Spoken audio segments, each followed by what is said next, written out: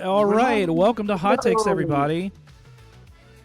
It's I, young SHIRO, along with my cohort, mentor, and good friend, Skeleton Lipstick. You flatter me too much, sir. Good kind, sir. So here we are with another episode, episode 17, season 4. I believe it's like our 80th episode with a very special guest, one Vitesse 80th episode? X. Really? I think it is. I think it is our 80th episode, sir. Vitesse X has agreed to join us and let us kind of pull the curtain back a little bit and get to know a little bit about her musical background, her methods of production, and, of course, what she likes and dislikes, right? So I want to welcome everybody. I see a lot of regulars in chat and some new people. Want to shout out my mods and, of course, all you people who've been here from the start. Thank you for being here tonight, no matter who you are. Invite a friend, repost, retweet, let people know to jump in the chat, because this is going to be a really special episode. So, quick ground rules. We don't do any sort of sexism, racism, homophobia, transphobia, or xenophobia in hot takes. Punching up is encouraged. Actually, punching down is not. Do not punch down. And then, of course, the commands. Well, first, let's go over the fact that if you put an emoji in chat, it'll show up on the screen. So, fill that chat up with emojis. And then, of course, we have a series of commands that are all followed by an exclamation point. For example, you can check out our Spotify playlists. You can follow Skelly and all his social media platforms. You can do that with me, too. And then, of course, you can get shirts from the Vaporade Live event that Quiz and Don McClennan put on, designed by our very own B-Fant. And then, of course, you can follow all our social media platforms. As we mentioned in the pre-roll, we're no longer on Twitter. Rest in peace. We've migrated completely to Blue Sky. Follow us on Blue Sky, following the link tree. Excuse me, I'm so sorry.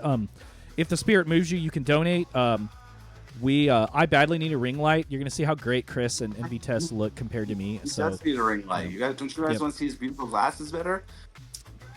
Yeah, I guess, and the reflection of the entire stream in them.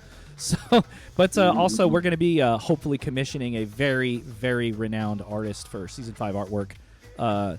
No statements on that yet, but we'll see. So it's going to be something we're going to be saving up for a little bit. So if you want to donate, it would mean a lot. It's all going to go back to the community, or it's just going to improve the quality of this broadcast for you. Just saying. We also got a Discord server we'd love for you to jump into. If you like to have like fun arguments with people, if you want somebody to help maybe kind of like get your, turn that frown upside down on a bad day, we got a great support system in the Hot Takes Discord server. A lot of networking and just good old-fashioned fun going on. People putting each other on. Just no electro swing allowed. Last but not least, we got that comp we did, Hot Takes Volume 1, about a year ago with all donations to the Palestine Children's Relief Fund. Go check it out on Bandcamp. It's good stuff. Electro swing is not allowed, KJ Valium. No, sir. So... Hope that's enough, but we're happy y'all are here. I'm going to go ahead and lead in with some recommendations.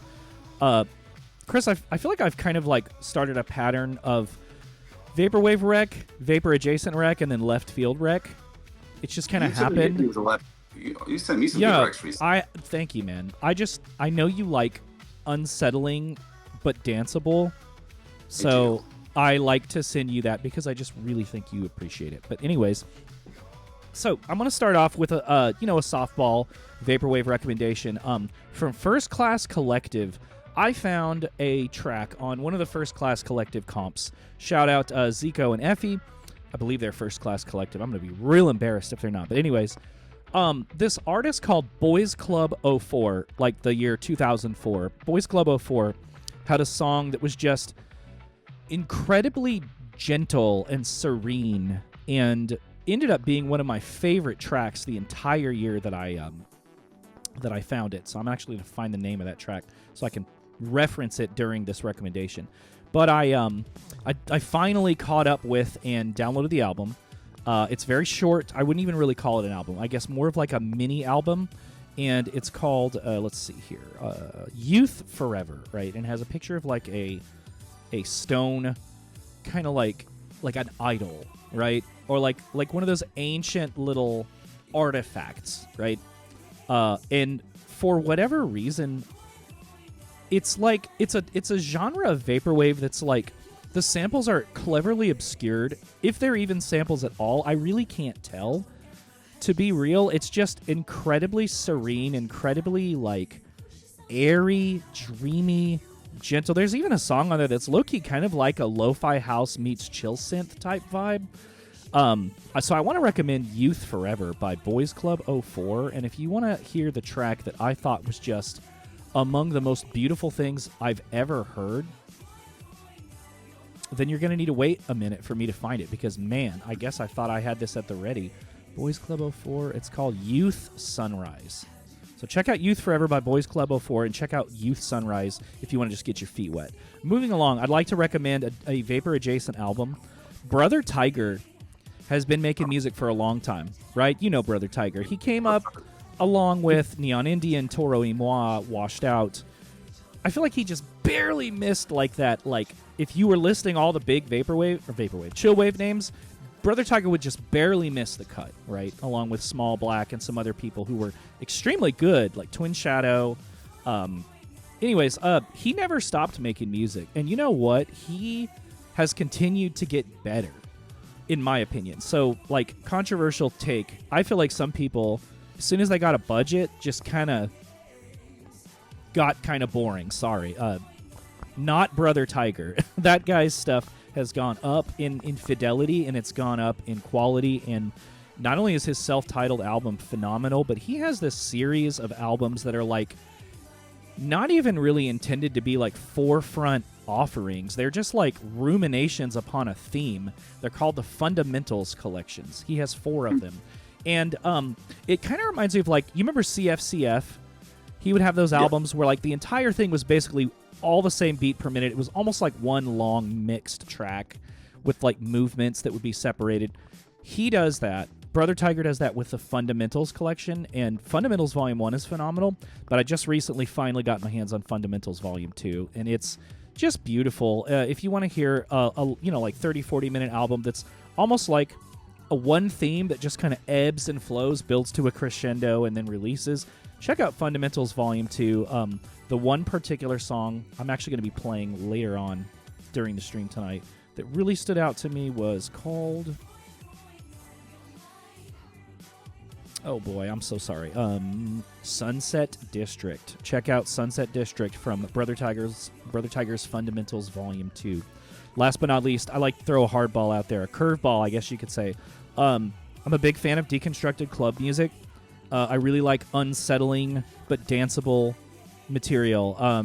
I really like angry, violent, bombastic, searing shit that just makes you feel alien and cold and really like just unsettled. And so I've been really getting into a lot of like grime influenced stuff and just people who have kind of like taken a cue from like Arca and Sophie. And one of them is this artist called Corin, or it could be pronounced Corinne, I'm not really sure.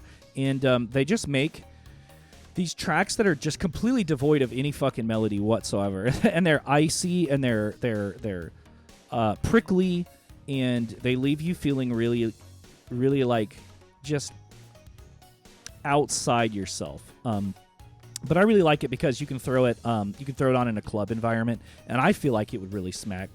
Probably would be a turn off to some people, but I feel like it smacks. And I want to recommend Corin's last album. It's called Lux Eterna.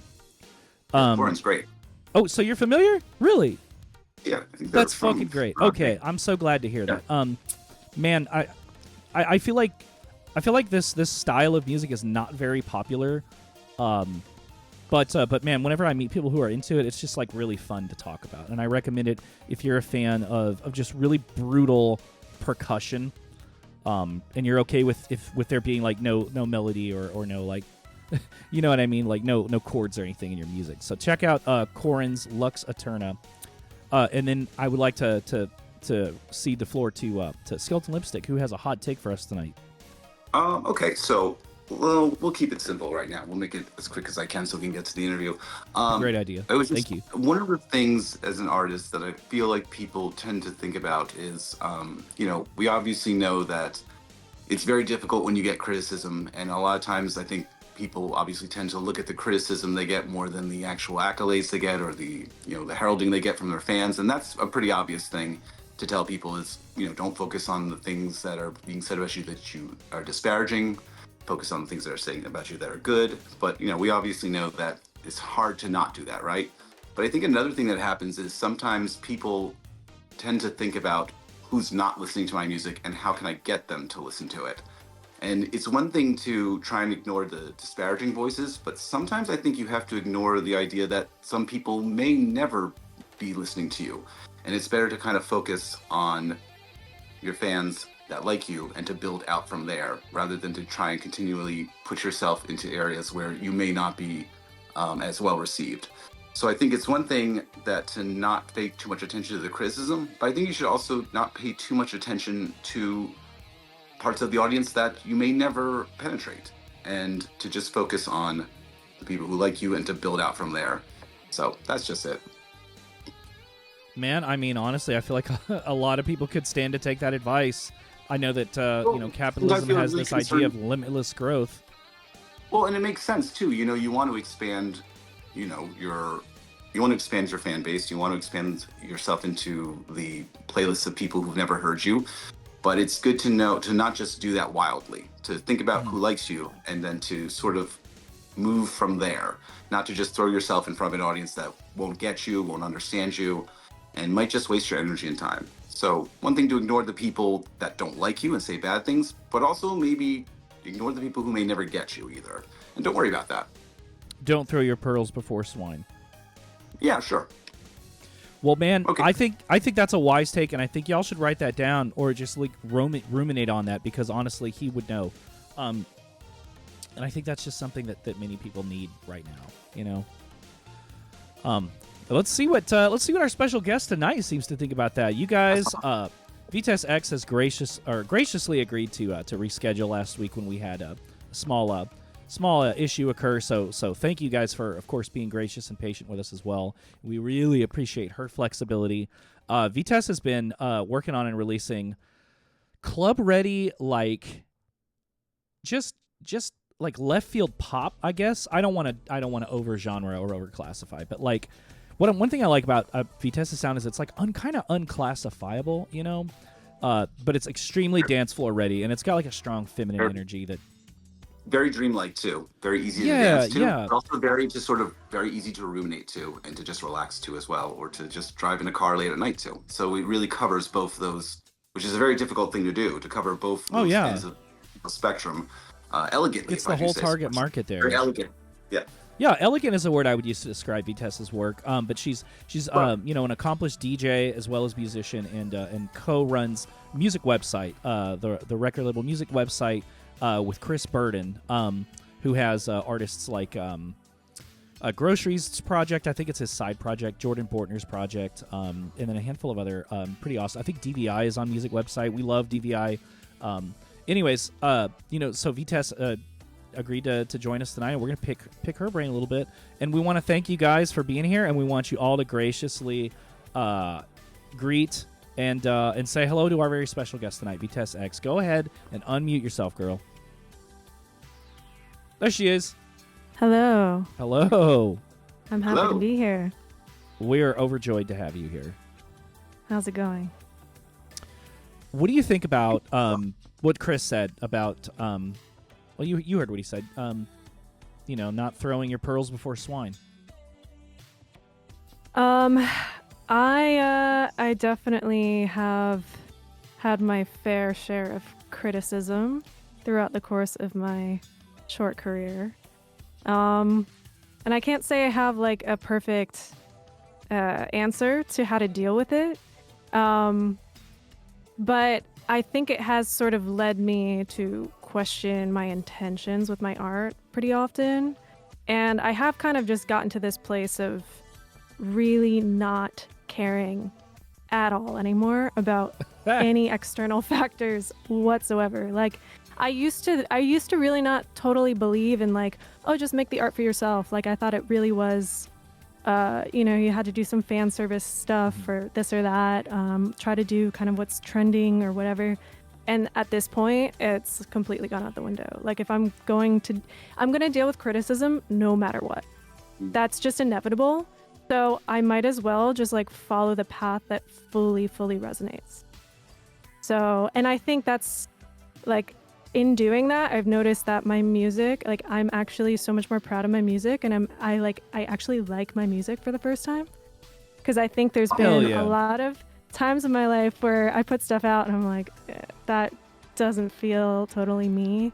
And you only sort of recognize that once it's out in the world.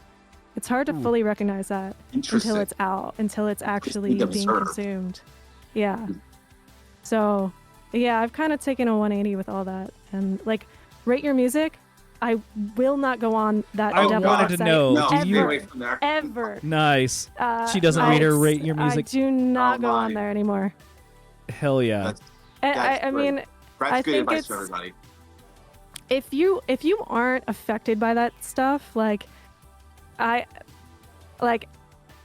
you might not be human. Like I think that you have to have like it just happens. Like you get affected by comments. I can't like no matter how much I tell myself that it doesn't matter to just forget about it, it does affect you. So to me now, I just kind of avoid it as much as possible. It's a distraction. Well, And it has nothing to do with me. It has to, it's a lot of projecting. It's a lot of this and that. There's so many reasons you can't even understand. for sure. You don't know where these people are coming from, what their day, was like. You know what I mean? Yeah, exactly. So let's take it back a moment there. Just speaking of music and kind of connecting with it, what was the first music that you were listening to and connecting with? Just even when you were a kid, did your parents expose you to anything, or was there anything that you were listening to as a kid that kind of drew you to the art form initially? Well, I grew up, my parents are both athletes. I grew up in a really athletic household. Like I was just a sports head until I was 18. So, it was kind of like there would just be moments where I would be in a space or like the radio would be playing and like that would be sort of a core memory for me. So Really? yeah, it wasn't really were so much mostly of focused- exposure from my parents ever.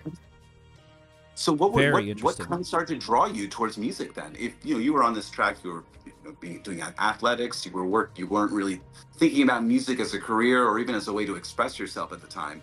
Did you learn any instruments as a child, or did this really start happening only after 18?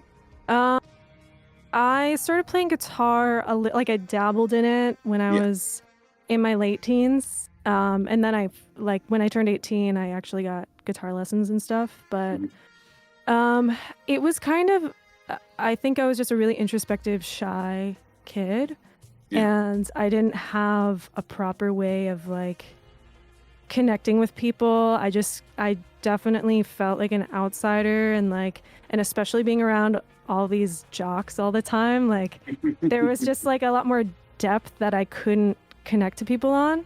So a lot of the times when I'd be taking trips up to my ski meets would be times where I would just be listening to music in my headphones and like looking out the window and daydreaming, and like that was just a constant in my life. Like anytime I was traveling for sports meets or practice or anything, I'd just be listening to music in my headphones and or the radio, and that just exposed me to so much music.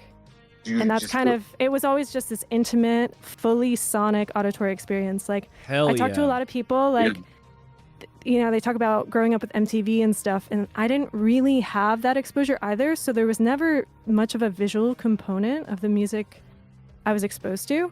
It was all just like this very intimate sonic experience. So a lot of times I don't get those references, the visual references, because I just wasn't exposed to it. Yeah. That's really interesting, and kind of a pure way that you've been developing your own internal world based on the music. Yeah. Without it being interrupted or advanced upon by the outside visuals or popular culture. So that's not kind of even fascinating. and like not even friends. Like it was just me finding things and consuming it. It was it's always been a very very personal experience. Yeah. Was there anything in particular that you had discovered that in your musical travels, when listening to the headphones, that you would just keep coming back to? Any particular sound or artist? Well, it is funny you mentioned Radiohead before we started, and In Rainbows was I think the aha moment. Nice. Like it just fully transcendent experience, and it just kind of created just new connections in my brain that weren't there Very before. cool. Yeah. it sparked a new way of listening to music and experiencing It's a it. very special album to a lot Yeah. of people. I'm a Kid A guy myself, but In Rainbows was beautiful. Rainbows. So at what point did you decide that I want to start trying to make my own music? I want to start maybe pursuing this a little bit further. How long before you got to that point? I think when I turned, it was like 17 to 18. Yeah. I did have a friend that he was more into like classic rock, so he kind of exposed me to some of that stuff. But I just got the bug, and like I guess at that point I had the internet at my disposal, so I was just going onto like other music and Pandora, and I had like all over my parents' computer room just sticky notes of like names of artists and songs I like just I love that. everywhere. You were just I making just notes of the was stuff that really connected with you. Just putting it together. obsessive. And then like I interned at the radio station close to where I lived up in Woodstock, and it was just kind of like I knew that that's where my future had to head. And then I started taking guitar lessons and trying to write my own songs on guitar. And then I also decided to go down to school in Virginia, in part because my dad's coworker was telling me about the music scene down there. And he was also, wow. he basically exported like all of his music from his library. He gave it to me on my iPod. Nice. And so then I had like, just like all of this new music, like a lot of like punk bands. I was like getting into Fugazi, and like he just like exposed me to all this new stuff. So it was just I was just crazed. I was like a mad person, just like trying to consume as much as possible. And then and in my head I was like, I'm going to school there in Virginia, but really at the end of the day I want to drop out and like do music or like go to music school or something.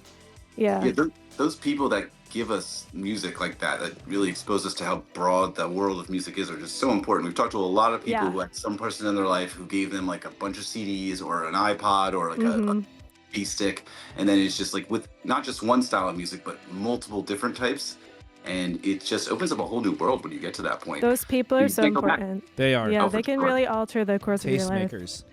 Yeah.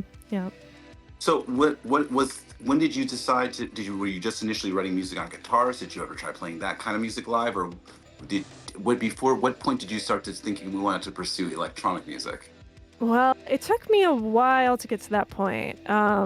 So when I went down to school in Virginia, I started playing in bands, punk bands. You were playing in bands in Virginia? Awesome. All right. As soon as you got to college, I you was started like, to figure out a way to start playing in bands? I was like deep in the DIY scene down there, and it was just like the ultimate thriving DIY scene at that I time. wanted to ask you, what was it like down there at the time in Virginia? It was amazing. It was like so formative. It was so formative. Everyone had a house where they threw shows. I threw shows in my basement, and like That's badass. people would like mattress surf. We had like mattresses against the walls that we would people would just surf like on. bounce off of them. And it was just like, just kind of a web of people that would play in each other's bands. And they also have a festival. You might have heard of it potentially. It's called Mac Rock Festival down in Harrisburg. Oh, yeah, absolutely. Virginia. Yeah, so I was a part of like the radio station there. And so I helped put on Mac Rock Festival. It was just really thriving That's and so bustling. badass. And it was also because of where it's situated, a lot of touring bands, they would be driving through, and so they would just make a pit stop and like play a house show. So we would get like a lot of underplays, I guess, in that sense, and so many of my deep connections that I have even to this day. It's been over a decade, like that. All those connections were really made down in Virginia. So that was like the formative time, and then me and Chris, we were in a band together. I joined his band. Nice. And so then we moved up to New York together to try to continue the band, but it didn't end up happening that way. I just ended up like touring in other projects for a bit, playing guitar, and then took a long break until, and basically until Vitesse X started happening.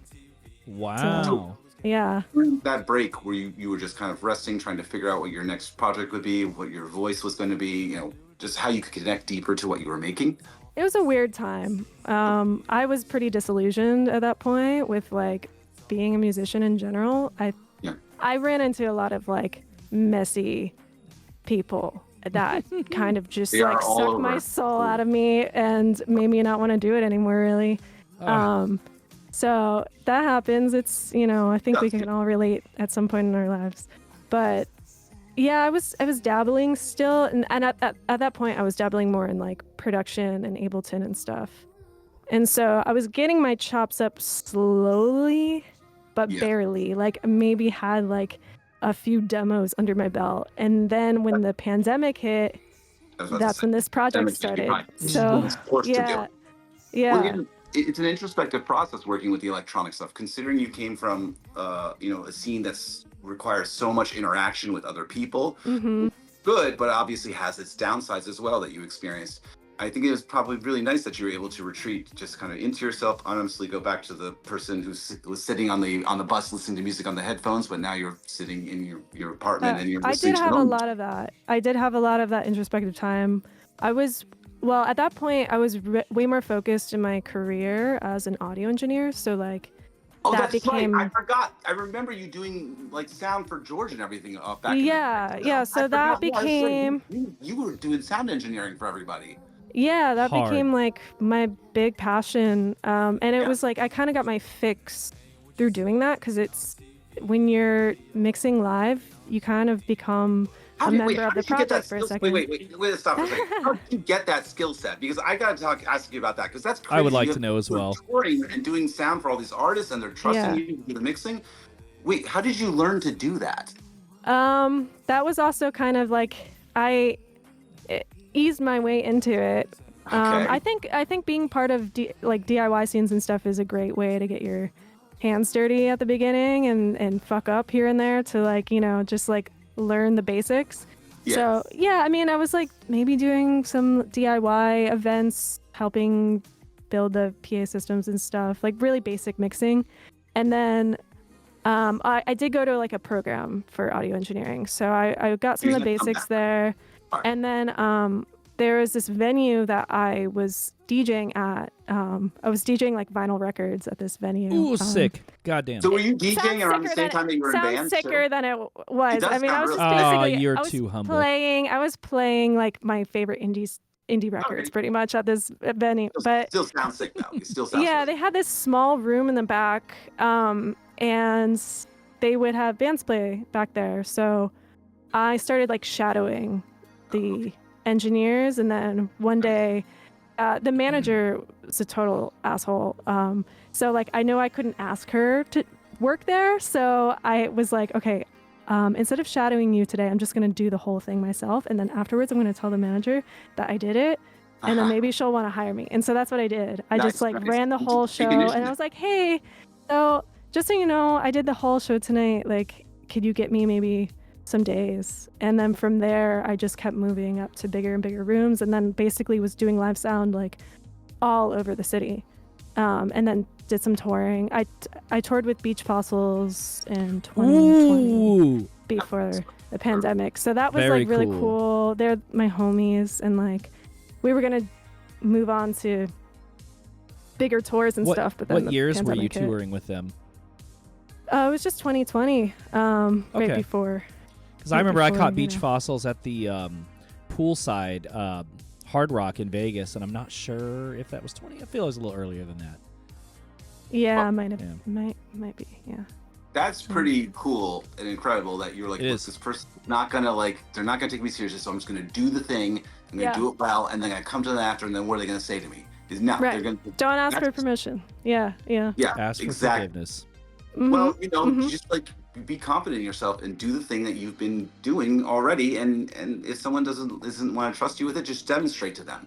And then what are they gonna fucking say? People can't say no to, or it's very difficult for them to say no to somebody who can do something very well. You know? And I mean, those are probably the most important decisions you can make for the course of your life. Is that initial step, because from that point it was just me growing to bigger spaces, but that initial step was probably the most bold move I had to make out of all of it. really bold move, real Yeah, gamble. yeah, You're really yeah. dealing with someone who doesn't like you. You know what I Oh mean? yeah, she never ended up And she liking used to say me thank you after for all all your hard those work. years. Sounds like she didn't like anybody. What the She fuck, didn't man? like anybody, so it's fine. You know Um, what? It doesn't matter if she doesn't like you. Not everybody She needs to like understood you. But she quality gave me work. some good You know? opportunities, so I'll give her She, that. un- she understood out. quality work and Yeah. grudgingly moves you forward. But that's Yeah. crazy when you think about these things, that these bold moves that you have to make as an artist. hmm And it's where Yeah, you, it applies to everything really. Like Yeah. I could say the same for my music project too. Yeah, Yeah. well, let's get back to the music project then. So now you're touring, you're doing the engineering work, you're working, you're slowly building your chops with the production. At what point do you feel comfortable presenting it to people?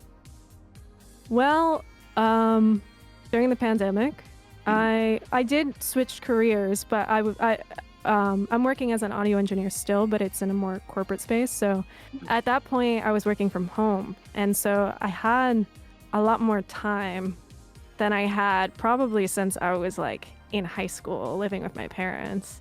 Yeah. And there was like this newfound freedom to just kind of experiment. And I was like, okay, well, I've always wanted to make a record. I might as well just make a record. And it wasn't Yeah, really pretty with much. any expectation, nothing. I was just like, I'm going to do this for myself. And that's how Us Ephemeral was started. Can I ask you what were some of your influence? Because you've never done this before. You're making another bold decision to do it for the first time. What did you like? Were you thinking of certain artists that you like? Was there anything, like, kind of thing that you were inspired by, whether it be a music or artist or an idea or a feeling you were having? Like, how did you gel this together? Yeah, I don't know if anything is super intentional in that way. At least starting off, I was just very much experimenting with different sounds. And so it was just like following my instinct at that point. Like Us Ephemeral still is one of my favorite songs I've It's ever a written. great And song. I think it's Beautiful. just because I know it really comes from a really pure place. And at that point, it was like I didn't even have Vitesse X in my head at all. I was just writing a song. Wow. So it was very pure at heart in that way.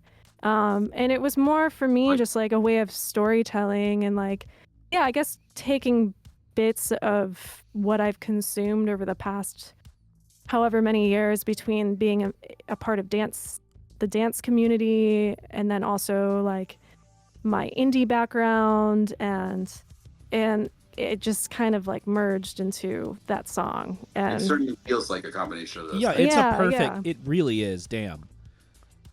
yeah, it's a guiding force for me to remember like that's the state of mind I need to tap into. And at that point, my production chops weren't great, but even like looking back now, it still doesn't matter to me because I know it was an honest song. Pure. And so now I'm like, okay, well, really at the end of the day, honesty is the most important thing.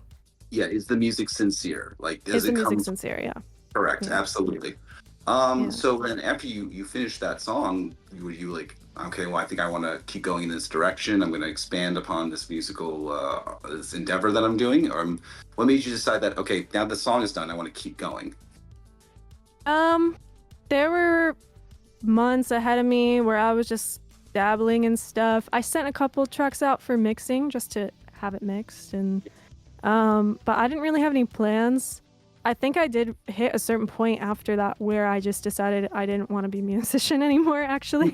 I was just like, you know what? I was just so happy where I was at in my life at that point. Like I had really like felt aligned at that moment. I was just like going on hikes and like hanging out with my dog, and I had my career, and like I don't know, it just felt, I was just like, I'm happy this way. I don't need to be desperately striving for this thing and making myself go crazy over it, because it was kind of like this repressed feeling inside of me throughout my entire adult life that like I needed to put my art out, and it maybe not in a good way. It was just like this desperation, and so I kind of just like You've got that let inner it go. athlete in you, I just too. had Inner a yeah. competitor. That's Yeah, I love that. yeah, Kind of helped you I come do into a have that. truer version and of there's the yourself. athletic competitor that you were raised to be too. That must be Yeah, Yeah. it's true. You're right about that. Yeah. But I think yeah, it was kind of like this weird like spiritual release, like this like moment of non-attachment to all of it. And it was really weird because the second I kind of decided to give up on it was like a week later I had more excitement than ever to actually like make an album. It was very strange. Release the pressure Like the from opposite yourself. of force. Yeah. Like, you know what? I'm Yeah. happy. I got my dog. I got my boss. I got my career. It's fine. It was like there's no pressure. This is just icing on the cake. Like I don't need to be precious about this, and so that made it exciting for me again. That like gave me newfound life, and so yeah. And then December of that year is when I was like, okay, I'm gonna do this record, and then it was just like nonstop really until I finished it. No, so it's nonstop writing it, producing it, just getting better as you work through it.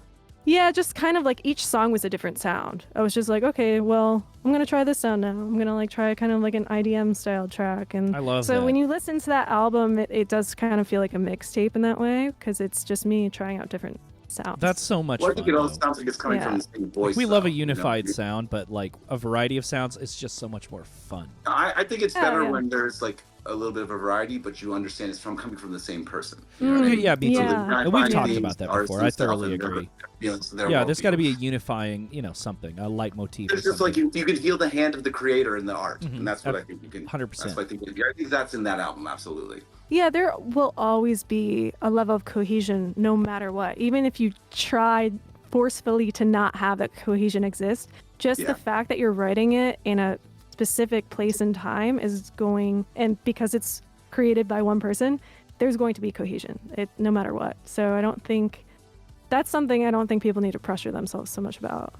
That's good advice for people. Is that I think, and they think they do have that kind of pressure. Am I making something that's going to confuse people? But I think that's good advice that they should keep that in mind. It's made by a person at a certain place and time. It's going to have cohesion. So relax. Yeah. I mean, I listen back to that album every so often, rarely, but when I do, it's very nostalgic for me. It just reminds me. Every song is very different, but it all reminds me of that one time. Oh, that's and so so special. that association is there, and in that way, it's very cohesive to me. Fascinating. So what about when you started to think about how you were going to do this live? Because you're now used to playing guitar in bands, and it's one thing to make this music and to sit there and to carefully craft every little sound, every little position of every note and frequency, and then you're like, well, what about how do I do this live? How did you prepare for that? Well, for the first time, it was a weird time because it was, I wrote this album during the pandemic. People weren't going out, and then the first time I played live was when I got asked to go on tour with George and Magdalena Bay. So my first show ever was like this sold out tour. Oh my God. Playing in front of people. Awesome. And some people knew my song, like knew the lyrics to the songs and stuff. It was really crazy. Fascinating. That's so special. It was really special. And I was also running sound on that tour too. I was running sound. Oh my on that tour. God. I was yeah. I always will recall not, you doing do double not duty. recommend. I That recall was you a doing one-time double only duty deal. on Yeah, that's a tours. lot of Yeah, work. yeah. Yeah. Wow, was that? Oh my God, that must have been a little bit stressful. Your first tour as with your new musical personality, and you're responsible for the Yeah. Right? Oh I my don't God. know. I guess like my New Yorker chaotic energy works well in those scenarios. I'm just used to like, it's almost like, oh, I don't have time to think. In a way, it was helpful because like I really didn't have time to overthink my set. I was just like running around and then, okay, gotta play. So maybe it helped with the nerves in a way. But yeah, I mean, the live set is something I'm still very much working on. It wasn't really as much a priority at that time because that album wasn't really written with the idea of it one day being played out live.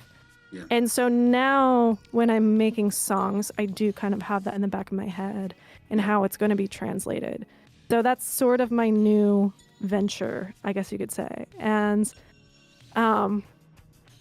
if anyone has been to the past couple shows, I now have a drummer.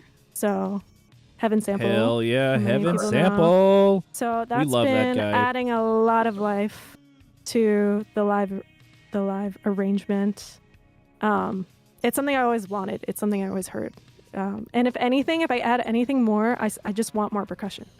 I just want more live percussion. Can't have too much percussion, Right? I want like a conga player or something. Oh, that's so fun. I would love to Yeah. a conga player. It's great. Yeah. Bongos, all that good stuff. Yeah. So is that what you found during doing live, that one of the more important things to do is like, well, that percussion that really guides the audience? I think it's a good addition to I think coming from that DIY punk background a bit, like I need that type of energy there. It really. Not to bring that up, yeah. Just is that why? Yeah. I think so. Yeah, it feels at home for sure. You know, and there's no wrong way to do these live performances. Like, you know, obviously you have to choose what parts you're going to play, what you're going to be responsible for, and then a lot of it's about the energy that you bring up there too. You know what I mean? Definitely. So, well, let's talk about the new album a little bit, though. When did you start working on that? Like, how long? So this Infinite you're mentioning, yeah. Correct. So I was working on another album, and I had been kind of dabbling with new you had a different songs. Album. Yeah, and I was like dabbling with new songs and stuff. Right after I got back from that tour. So I have like, it's like my library is filled to the brim at this point with tracks that have not been released. But I was working on this record, and it was pretty dark. It was pretty heavy, like emotionally heavy. And I think the world around me was getting so heavy to the point where like making that type of music was just it didn't feel therapeutic at a certain point. It just felt like I was caving in deeper. And so at that time I was kind of like, was listening to a lot of music that was giving me those feelings that I had like early in college, like a lot more just like guitar centric stuff. And so it was like a very nostalgic time. I think I was just really craving like those pure feelings that I used to have like when I was starting out making music. And so I just randomly would like write a dream pop track here and there. And then be like, no, I'm not gonna. No, we're not doing this. Whatever. And then, at a certain point, I just had a lot of these songs coming out of me, like kind of out of nowhere. And I think in many ways, it was like my younger self that hadn't fully been expressed was like needing to say what she needed to say. And so, like, I do feel like this record really wasn't written by like current me. It was like written by my younger 20-year-old self. Wow. And so yeah, I just kind of, it just spilled out of me. Like it was like, I explain it like it's like it was like an exorcism or something. Like it was just a full purging moment. And I wrote it in like 5 to 6 months. Like it just spilled out of me really fast. Yeah, full catharsis. It was like, and I started therapy around that time. It was just like all of this, just really? Oh my god! Amazing. It was just very much like That's I was like this waterfall of just emotions and shit, and it was coming out. And so that album, it's hard for me to like listen to now because I think it's like the most vulnerable thing I've ever put out in many ways. Wow. So there was a lot of intensity behind that one, yeah. But it doesn't sound that way. It sounds very like it doesn't really sound that way. Yeah. But you know, these things can get colored differently. But do you think that this album came out now because this was just now you had begun therapy, you had upped your music chops, and then you had the ability to release it now? You know, because it came out of nowhere, but maybe it did because now you had a way for it to come out. You had the ability and the therapy and all these other things that sort of was the conduit for it. It couldn't come out. Yeah, I think it was in many ways like it like went along with the therapy. Like it was just like, you know, another aspect of it.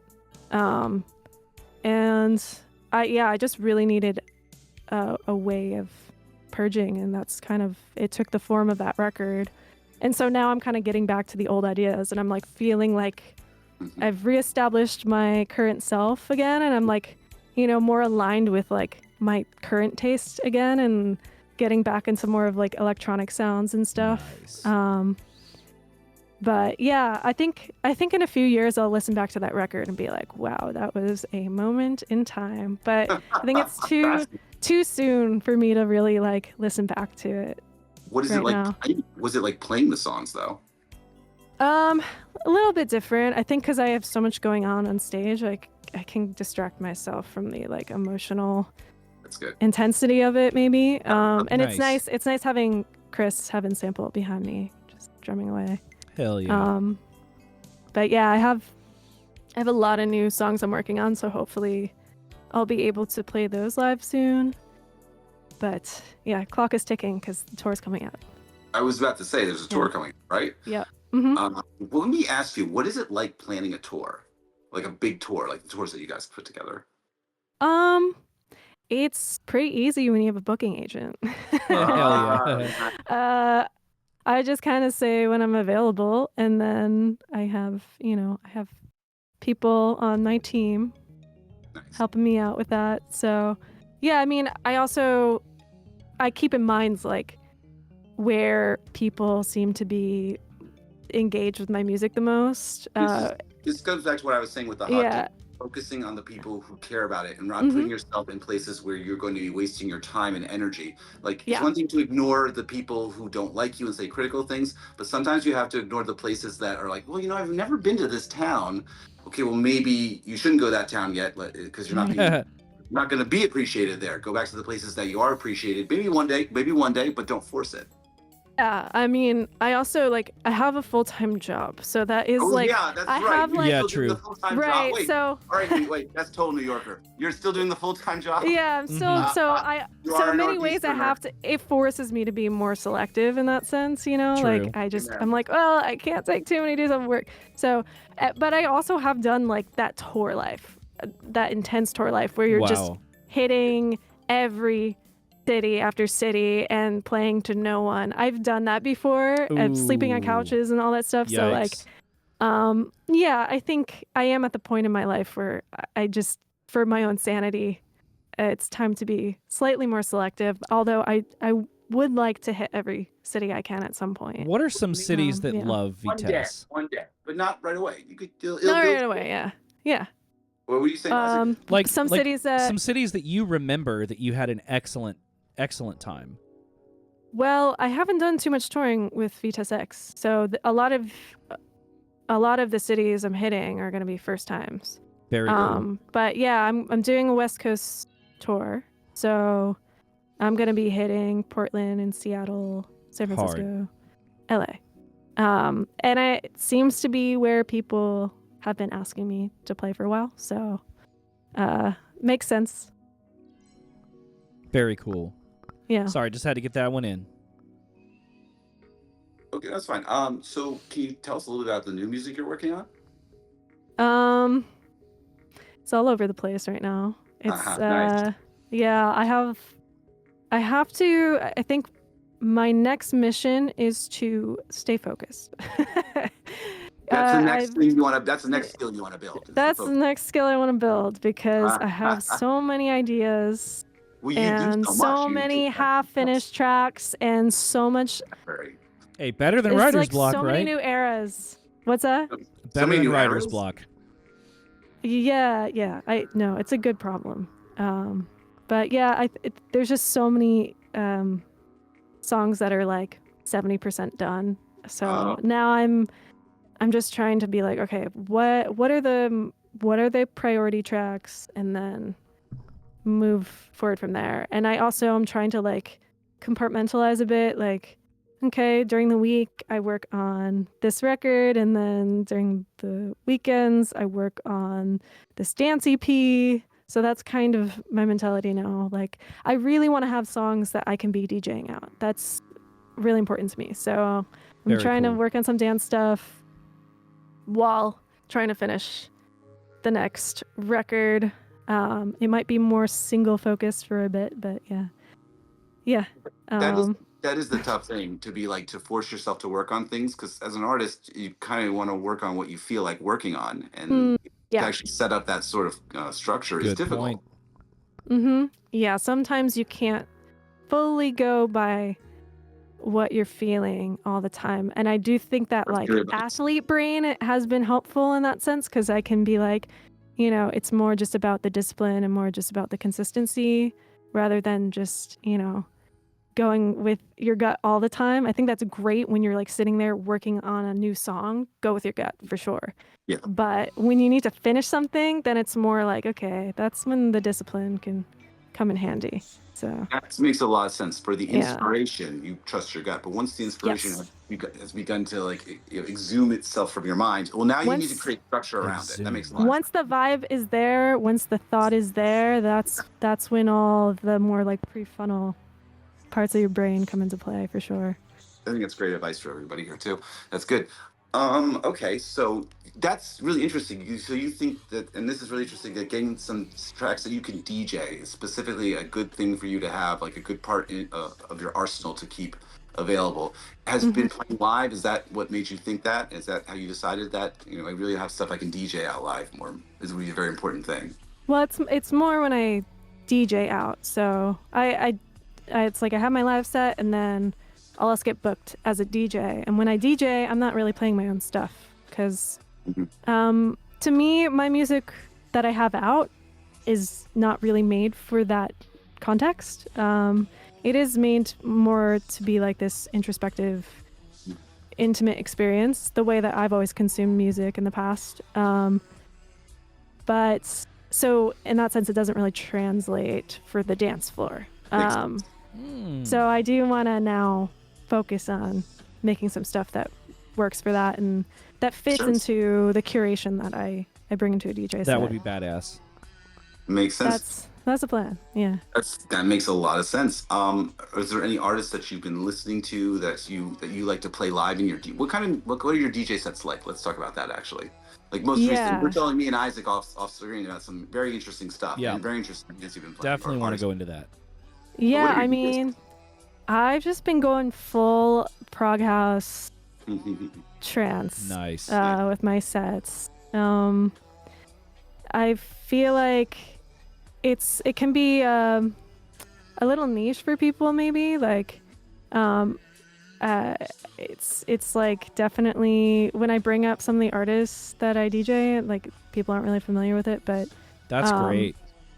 But they're still having a good time. There's just a sound, and I'll mention some artists, but like there's a very specific sound, and it's taking like old school sort of like 90s prog house and just adding like more modern production elements to it. So like this artist Spray, I'm obsessed with him. He's just putting out some of the best music. He's just an incredible producer. And then he has a label, and there's artists like Maruva, and Mara, and Bliss Inc. Okay. Yeah, all the like. Yeah, man, those are some deep cuts. If you look these artists up, you'll just hear like a unifying sound, and you'll probably catch the vibe. But that is the vibe for me. You heard it on Hot Takes. Fully. Yeah. You guys are getting some do you gold find right that you now. have to sort of, with your DJ sets, do you find that you have to sort of draw them into the more obscure things, or that you kind of like start off with something that they might a sound they might recognize, and then as they get more comfortable, you sort of bring more things into it to lead them, to guide them? Is that? I think what I love about these artists, and sort of adjacent artists to them, is a lot of them like they have just some really raw, pure tracks that could sound like it comes straight out of like the 90s, but then they have like they'll have some like they'll have some other tracks where it's just kind of like the best word I could describe it as like kind of cunty, like like they just like it's like it will like appeal to like the girlies on the dance floor. Like they'll take that sound and then just add like a shake your ass style like vocal vocal sample or something, and so it's like it creates this like totally new context around that music and brings it into this modern space that like it's just it's awesome because I can like have this sound that I love but like also appeal to like the kids that are just trying to dance and like hook up and party. It's like the best of both worlds. So Nice. Yeah. That was my favorite explanation of how you could have. Yeah, that was fucking Favorite way phenomenal. that could have been explained. That was fantastic. Very evocative stuff, I must Yeah, say. yeah, Oh yeah. wow. Okay. Oh wow. So Yeah, Tech do you House can't find do that. Oh, wow. I have a question. Which are you more comfortable with, the live performances or the DJing? Or is it, yeah. Which one do you like? I don't know. I You like think the one that I'm still growing in both departments. I'm still kind of finding myself, and I think that in the next year or so, like, it's going to be more of a priority for me to kind of just find my groove.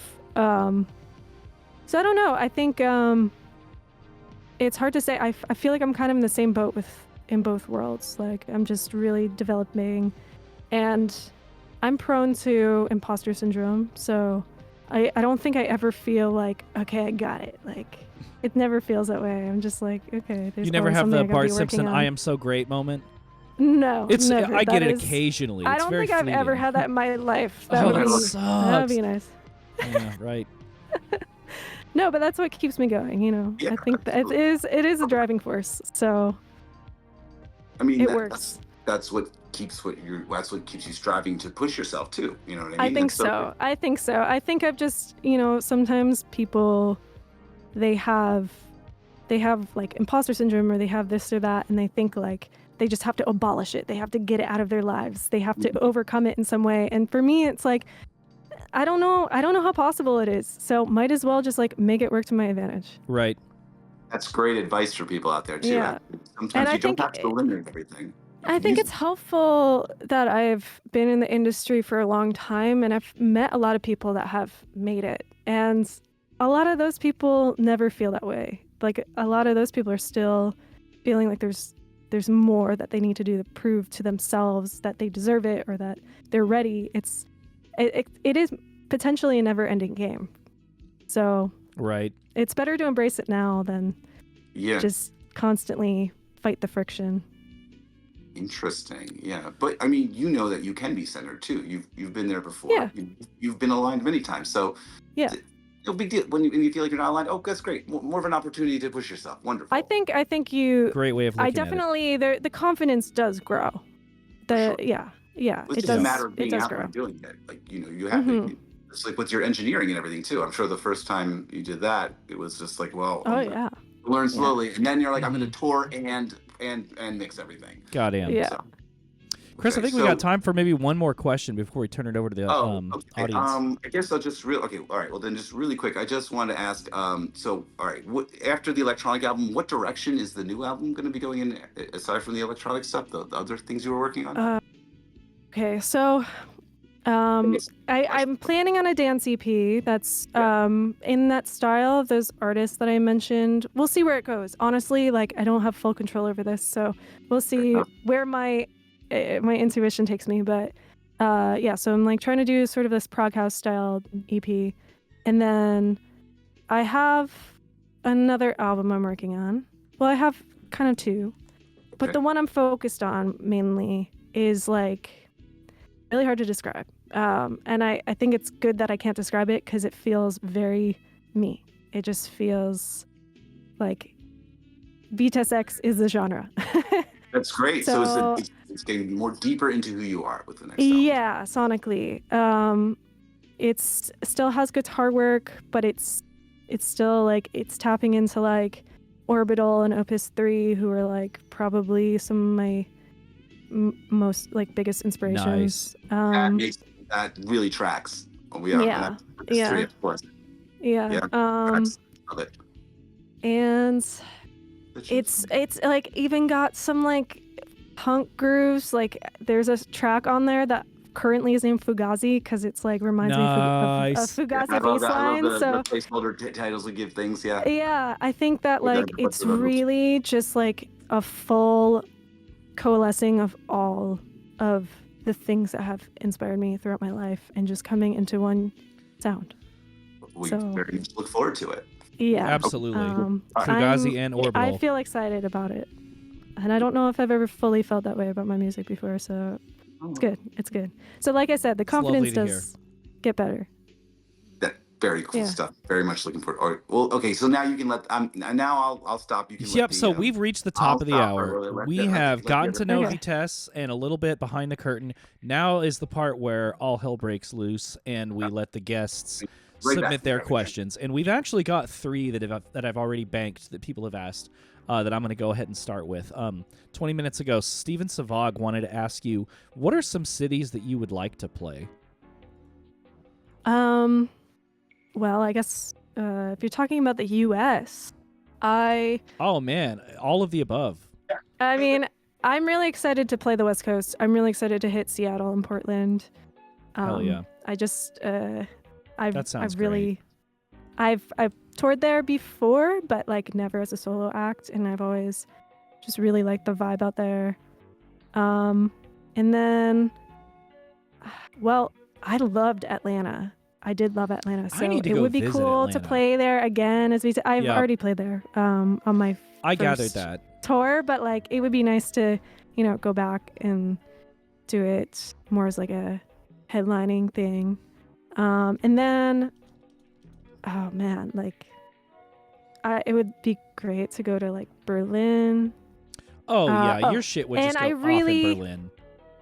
I think ultimately actually number 1 on my list is to go to Tokyo and maybe do a Japan yes. tour in general. Oh, man. Oh, that would be so Yeah. great. Great Yeah, choices. we've been all. talking about that with the label for a long time. It's Oh, like you'd have so much definitely the ultimate dream we have. So, and we have so many connections out there at this point too. Hell yeah, dude. It's just a matter of time. It's yeah, gonna happen. and Tapeworms on our label, they just moved out there. So Nice. There you go. Literally, you've got an anchor out there. yeah, we have an anchor. Hard. So since you're Yep. going to Portland, one of our viewers and great friend of the show, Limerence Music, wants to know what Yeah, kind of shout out food you Limerence. like so that they can think of some Portland recommendations for food while you're out there. Oh, I do. love Thai food. Oh, Thai what's food. your favorite Thai food? Oh, you like that spicy shit. No, Well, actually, I I'm like actually spicy not great generally. with spicy food. Oh, you got to do I the like not that really spicy spicy. Thai I grew food. up Like, really upstate. My mom, like, she grew up in like the boonies upstate, and then my dad grew up in Long Island, and like we ate just like mac and cheese every night. So Ah, I didn't Oh, grow up no. with I spice know you in fuck my with some life. buffalo wings. Come on. I didn't grow up with spice in my life, but I'm trying. I'm always trying to get better. What Thai food do you like? Well, I think my staple is just like pineapple fried rice. I'm good to Nice. go with that. Wow. Okay. Yeah. Gosh. Very nice. Um, But I love a good burrito too. Yep. Who does? I'm really basic, but like I don't need Damn. much to make me happy. Limerence says he helped run a Thai food restaurant for years in Portland. Might get Oh, some great shit. recommendations. Just Limerence saying. is like there's all Oh, kinds okay. of crazy stuff. Like, Yeah, that was a good Limerence thing. Okay. is great. Learned to do. He's kind of interesting. He's an interesting guy. Love him. Quiz had a great question. You said something earlier about, he said Dancy P. What is Dancy P? What? Did you not hear that? You were describing, I can't remember what the context was. You said something about, you were describing the kind of music you like to play when you DJ. I'm pretty sure. She wants to make a dance EP of her music that she can DJ out as well because she wants to have more. Am I answering for? I'm sorry. Am I a Dancy No. P? Oh no. Am A I dance EP. So that's one of the other things in the a work, dance right? EP? All Dance right, EP. Quiz, you're grounded. All right, next question. I told you I'll ask anything. He also wants to know, on a serious note, can you talk a bit about DJing on YouTube during the coronavirus lockdown? People really like that shit. I had some time on my hands. Well done. So Right. I was like, and I had just bought this setup for pretty cheap off of reverb.com from some guy in the Midwest. Like it was just, no one was DJing. So like it was the perfect time to get this setup. I had no shit, right? And so I don't know what like possessed me really. I just was like, I just want to DJ some songs I like and maybe make it a way of practicing performing in front of people. That's really how I got started, was performing with a green screen behind me for like an entire Nice. year between the Oh, yeah, DJ sets right. and actually performing. So like, yeah, it was like a cool way to just sort of showcase like what music inspired me, and like I spent a lot of time on it too, because I had to post it onto YouTube. I had to like make sure the songs were Nice. cleared beforehand, and like Oh wow, yeah. I like really spent a Whoa. lot of time on the visuals behind me and everything. So it was a lot of work, which is kind of why I haven't gotten back to it, but I really want to, because it was really fun and just like a good way to practice. I mean, I think I was doing it weekly for a second. Hard. But yeah, it's funny. It's been so long since I did that, but people still ask me about it. So Man, a lot of Love bad those things came placements. from I that, remember but those some placements. good Those were things great. happened too. yeah. Steven Savag's got another great question. What are some of the challenges that come with running a label, and what should we expect this year from Music Website? I'm so happy he asked that question, because I realized that I didn't ask any label questions when I was talking. Yeah. Thank yeah, you. shout out Savag. Shout out to It Bog. is not for the faint of heart. Oh. I mean, like starting Go on. any business, this is a little bit different than just like the umbrella term business, because there's a lot Mhm. more than just that. There's the community aspect of it too. But there's just so much unpredictability, and especially in this current landscape where Oh, dude. it's like everything is changing. The algorithms are changing on what seems like a Everything weekly costs basis. more. It's like, you have to have a level of resiliency and detachment to some degree, holding your expectations in the back to just, try to work with the artists to fulfill their vision as much as possible, while, just building this like web of connection between all the artists. And it's a lot of work. And Chris's like number one thing that he's working on every day. So like, I can't even take full credit for all the work, because this is like very much his baby. Yeah. So, but yeah, I mean, Shout out Chris. That guy works so hard. Shout out Chris. He He's works so always hard. worked so hard. Yeah. Like, always. Yeah. Very enthusiastic guy. Yes. Keeps me going. But it's rewarding at the same time, because I think ultimately when we started the label, this has kind of been something that we always wanted to do since we met. I think we were always kind of operating in that way that like eventually led us to this place. But I was desperately in need of like a community, I think. And so just seeing how much was happening in New York at that time, and there didn't seem to be like a home for it. And like, I think this label kind of offered that space, and also for like this sound that like, how you were saying earlier, like there's not really a genre for my music. I think there's a lot of artists that are kind of like one foot in the electronic space, one foot in the indie space, and there's not so much of a place for that. And so that was another really good opportunity for this label to kind of create that. That's a really good point. It's been great. It's been a lot of work, and it's been a lot of like just massive ups and downs, and just staying on your toes. But we're really excited for this year. We have so many releases coming up. So awesome. Yeah, it's starting to like really move. That's exciting. You guys should be tremendous. I'm sure you are, but tremendously proud of what you've created. It's outstanding, and Thank you. High quality releases, and it's consistent. And I don't know how you guys do it. God bless you. Consistent. Yeah, I mean, it's it takes the work of so many people, and especially the artists. So we're just like working with such great people right now. Everyone on the roster is just so sweet and kind, and that was also a priority. It's like, we just want to work with like really good people that just genuinely care about their art, like would do this no matter what. It's not like a clout thing. It's like this is their lifeblood. Comes from the heart. And so sincere. Yeah. Love that. So, and everything that's coming out this year is just so good. all the music is so good. So I'm really psyched. It's Tapeworm's record is coming out in April. So something to that'll look forward be to. Yeah. Really? Yep. Got out music website. Great Thank question you. from Short Thank you. Stuff 888. Where does the name Vitesse X come from?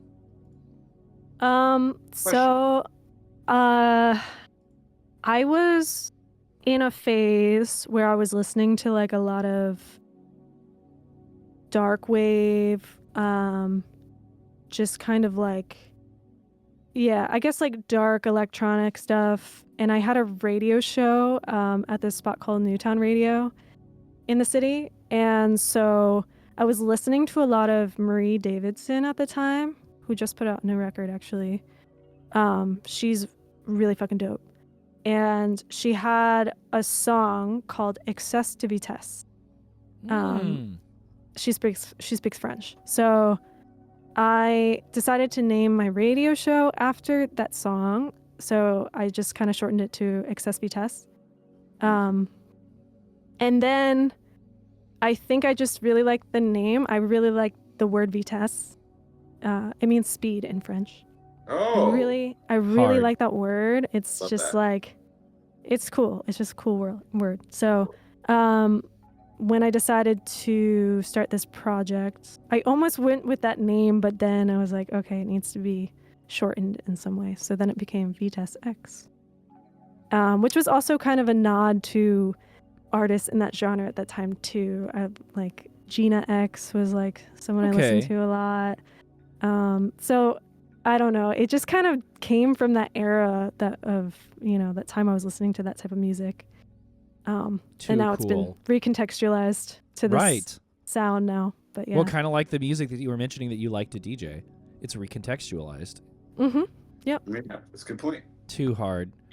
KJ Valium would like to know, what is your favorite vaporwave? Well, what is my favorite vaporwave? Like artist? That's a great question. He didn't specify. Artist, song, However you genre, like. album. Make it what you Interpret will. however you like. I mean, vaporwave. I wish someone could just give me an exact definition No shit, of what right? vaporwave means. Talk about at this DIY. Point. But my homies like DDS and FM Skyline, they're just amazing. I feel like they're more adjacent, but still, they're like some of the best, and they've inspired me a lot. So Lovely people. Yeah. Lovely people too. Those are great examples too.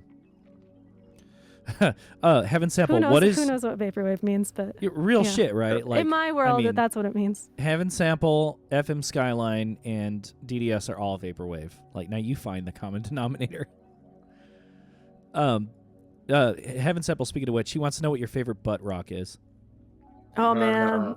Shit.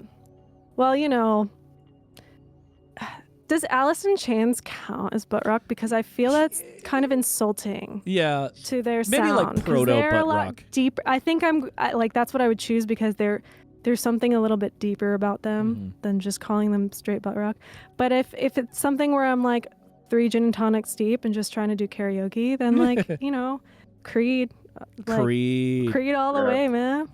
There Are go. you like a higher or a arms wide open girl? Yeah. No, I literally I went through a phase this summer where I was just blasting it in the car, like Nice. couldn't stop. Man. Couldn't stop. It lasted a week though. It got old fast. You went True. and came. You went and Yeah, yeah. came. Well, so we got some more space for questions, guys. Keep those questions coming while we wait on some more people. Let me ask you, are you a full album person, or do you like the shuffle button? I've become more of a full album person. I would say Respect to more you. so in the past couple of years. Yeah. The algo just kind of makes me feel like I'm brain rotting a little bit. Like I just want to have an active say in what I'm consuming a bit more. So yeah, at this point I'm fully album mode. Very cool. Yep. Respect And to you. especially, as someone who makes albums, I just think that I want to get Very in good the point. artist's head a little bit more and see the narrative that they're creating. Very good point. Yeah. We got some people who came out with some questions. Sky Yamaha would like to know, what is your go-to karaoke song? Oh, man. That's one of my favorite questions to ask, Sky. Thank you.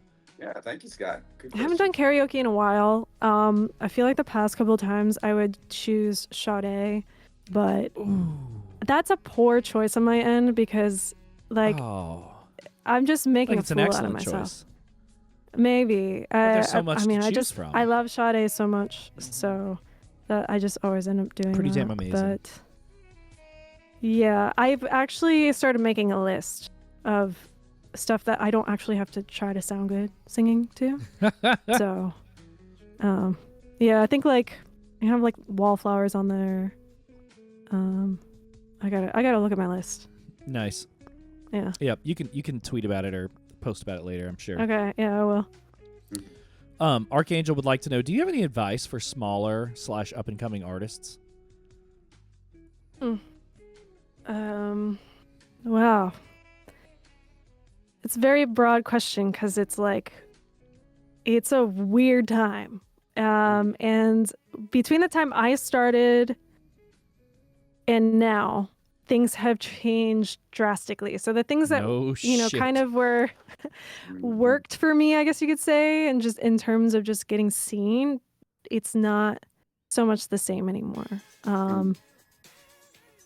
But I mean, I think that authenticity goes the longest way, more than ever. I think there's just so much noise, and at this point it's like every flex has been done, so don't focus on the superficial things, because that can always be replicated.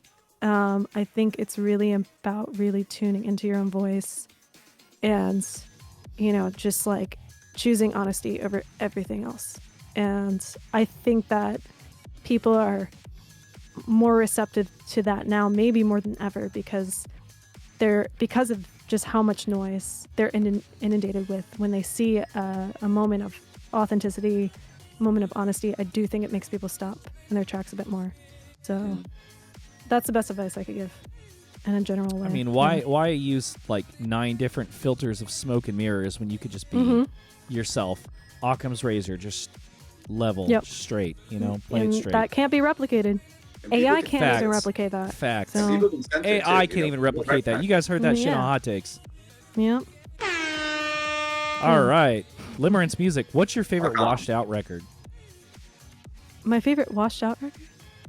Yeah, Limerence loves washed out, so, everybody must. That's so crazy. I was just talking about washed out today. Fuck, I'm really bad with album names. Me too. The one where it's the guy and the girl in the bed. What's the? Not Paracosm. What's that one called? It's not Amor Fati, is it? No, is that the name of it? It is Amor Fati, isn't it? Is it I think Amor that might Fati? be it. I think that might be it. I just know that album by Within and cover. Without. Okay, yeah, that's the one I listened to a lot in college. Thanks, Limerence. Yeah. I do like his new stuff though. I really do like it. Hell yeah. I haven't listened to the full record or anything, but yeah, he's a vibe. I threw some shade at some other chillwave artists, and maybe I washed out an apology. Yeah, I mean, I was going down the whole rabbit hole today because I was so curious about that Gary Lowe song that he sampled. Yeah. And I was like, whatever came of that? Like, did they ever sue or what happened? Right. But I think at the end of the day, because it got picked up by Portlandia, they just paid out kind of let royalties that and shit called go, it a huh? day. Yeah, I think it was just kind of a simple, like, we'll pay you and pay the royalties and be done. Very good point. All right. Roche Corp wants to know, what is your favorite shoegaze album? Excellent question. Well, I mean, I'm a basic bitch. My Bloody Valentine, Loveless, all the way. I don't know how you can I don't know. I just think how can you top My that? Bloody Valentine over Slow Dive. 100%. Yeah, I agree. Oh yeah, I'm yeah. She's an MBV team stan. MBV team. I actually I might like MBV more. I mean, if we're being honest, they definitely depends on the day. resemble the sound more. There's no Slow Dive. Well, they have Wall of Sound. They don't have Wall of Noise. You know. Yeah. Way of putting that. Yeah. Yeah. Yeah. Short stuff. Is Music Website planning on releasing any upcoming music onto mini disc? Do you have any thoughts on the format of mini disc? Was in charge of the mini disc. We already have. A DVI put out on mini disc, right? Yeah, so did I. Yeah. You did. Yeah. Girl. All right, short stuff. You're the second person that made me look dumb as hell today. That's the second mod that made me look dumb as hell today. Y'all are all grounded. So, I mean, maybe you could expect more. Okay, she said she knew. She was asking if there were more coming up. Yeah. Oh, got you. Yeah. Nothing consciously planned at this moment in time, but I love that format so much. So I'm sure you could expect it in the future. Nice. Yes. Yeah. Hell yeah. Shout out mini disc. I think you guys I got some more. Oh, no. Let's see while we wait on some more questions. I only have the cassette. I don't know where the mini disc went. I just have the cassette. Oh, that's hard. Nice. But it exists, and you can get it. It in exists. That format. Yes. Nice. Vitesse, are you a big social media user? Yeah. Tell me about what terms.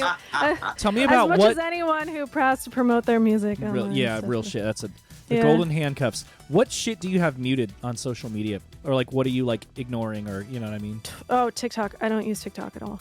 Oh, okay. I don't go on TikTok at all. I had a moment where, I started getting into that like just hypnotic state on it, and I was like, this is really fucked. Like this has reached like the peak of dopamine burnout. Like I can't do this. I still have not really tried TikTok, and it's just like I've not tried crack or meth. I just don't want to. You know what I mean? Yeah, I would say you're not missing out. You can still get kind of the same stuff on Instagram Reels, but it's better curated. Thanks. No, another problem I had with TikTok was that when I would post my music stuff on there, it kind of just got fed out to a very, very, very general audience, which is kind of like what you were saying earlier, where it's like focus on your niche audience. Well, it doesn't really allow you to do that. And so it's like people are getting fed my stuff with zero context. And then it just like opens the floodgates for people to just say anything and everything. Oh no. Horrifying. It's horrifying. So I was like, rateyourmusic.com.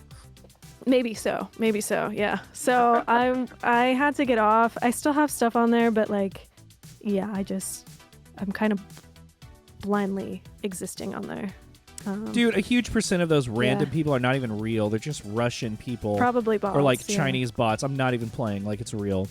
Yeah, no, I wouldn't doubt that. But yeah, that's the only thing. I'm pretty much on everything else. I barely use X these days, but I'm there just I mean, you have barely. to. You're Vitesse X. But I am on Blue Sky. Shout out. Shout out Blue Sky. It's growing. You guys should join. What else could I be on? I don't know. There's something. Right. Telegram, we don't have options. Facebook is dying. I mean, MySpace doesn't exist any longer. I go on Facebook every so often to see like what my mom has been painting. Mm-hmm. There you go. Oh, that's adorable. Shout out mom's paintings. Shout out moms who paint. I post them on my Instagram sometimes. So keep your eye out. Limerence I'm always trying to promote my mom. Yeah. You should bring her on tour, have her open for you. Oh, yeah. Run the merch table, She can graduate to running sound. Oh, yeah. Limerence Music, what is the best New York City pizza? Yeah, I'd like Joe, John's. Oh, Polly G's. Polly G's. Polly G's. Is that in Brooklyn or like Manhattan? Where is it? Williamsburg? Williamsburg? Greenpoint. Okay, got it. Damn. I'm going to have to hit that next time I'm in Check that town. out. It's really good. And they got really good vegan options because I don't do dairy. So Oh, okay. that's my joint. Yeah. Glad they got that flexibility. Mm-hmm. You ain't missing nothing. Navigator Music, great question. Navigator is a friend of the show. What would you tell artists trying to promote their music to focus on more? Putting out music on a regular basis or playing live shows / touring? Ooh, good question. I think it depends on the artist. It's It's really hard to say. Weird time for artists these days. God damn, dude, I think it really, it just really depends on like what resonates with you and what resonates with the people around you. I think if you just feel like you shine more with your live shows and you actually enjoy the touring, I think that could be beneficial. I do think that, it has to be a little bit of both, obviously. You can't just be touring without releasing stuff too. You have to be kind of touring with, having something there to promote. Otherwise, I think that can just lead to burnout in the end. But yeah, I think it really depends on the artist. Like, some artists just don't fare well being on stage all the time. I think they'd be better suited. And honestly, that might be my method. I tour when it makes sense, but I think for me, like, I prefer just working on tracks and putting them out and just improving my craft in that way, because I just don't feel that like my main skill is performing live. It's something I want to improve on and I want to excel in, but like more than that, I just want to make the best music I can make. So that's where my mind's at, and like that's better worth my time personally, but it could be different for someone else. That answers it, but yeah, no, that's solid. Appreciate that. What is your favorite YouTube video? That's a tough one. You know it. Okay, wait. Okay, wait. I'm like trying to think of like old memes from like college. What is my favorite YouTube video of all time? That is so always hard. makes you smile. That is so hard.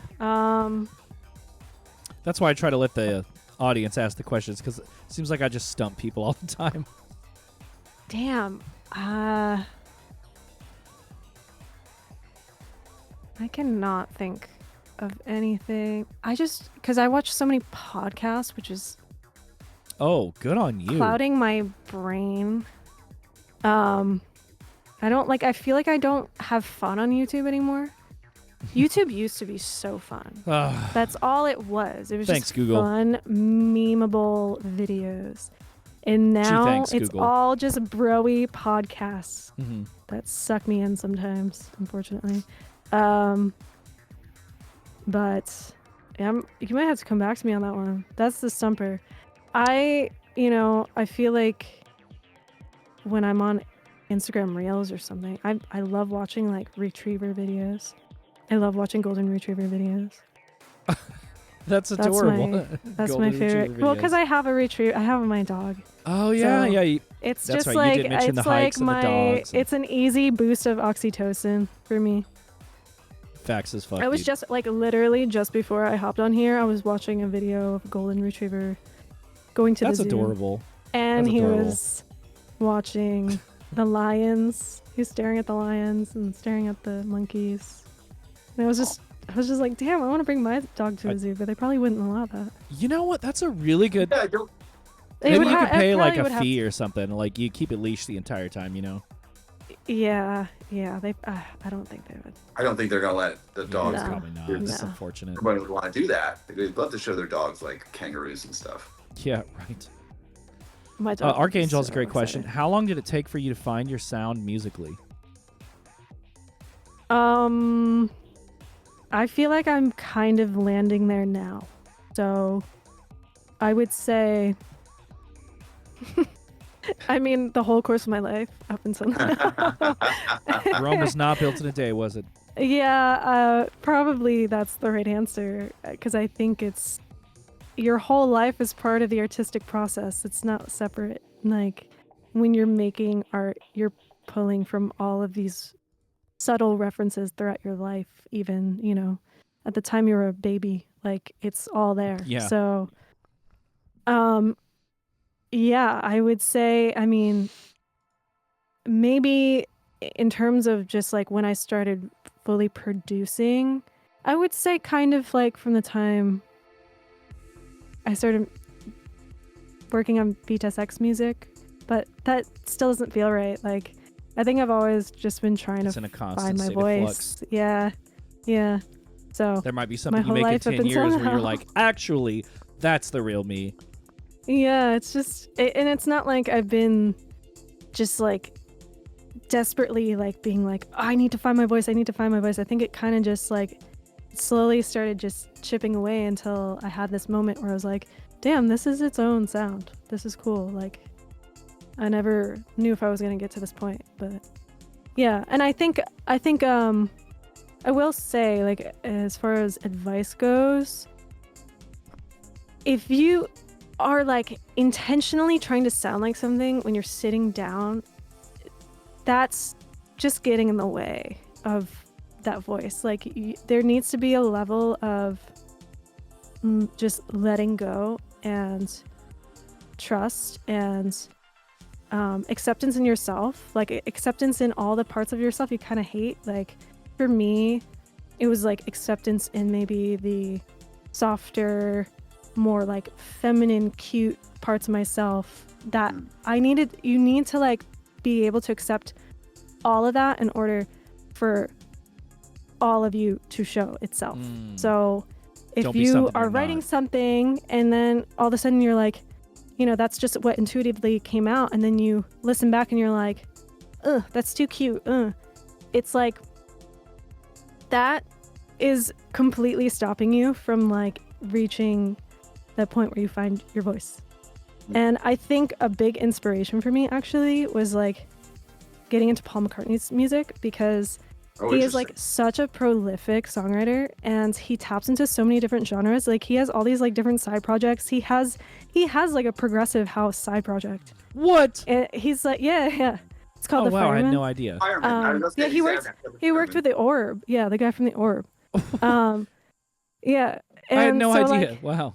he taps into so many different sounds, but like, you know, he has songs that are just so, they're like the cutest little love songs. Like, he wears his heart on his sleeve, but then he can get like, then he can access these very dark, like aggressive places. It's like, you need to let it all show.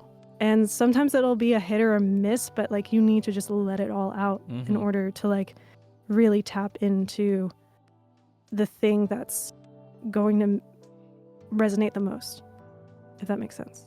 I hope you guys are listening. I love this. That was a diamond.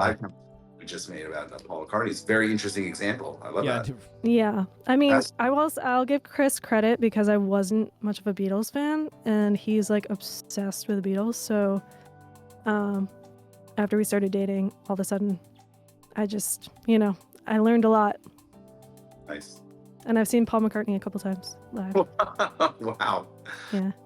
Amazing. Little Cyber Angel would like to know, what kind of books or literature are you into these days? Well, to be quite honest, I don't have a whole lot of time to read anymore. Feel So that. that's yeah, I don't have a whole lot of time. Like, I haven't watched TV in like, I think, years now. Like, it's like I'm either working or I'm working on music. But I did just buy a book like a couple days ago. I just got in the mail, called Techno Feudalism. So I'm gonna dive into that. Oh my god. Okay, is it a political book? Yeah.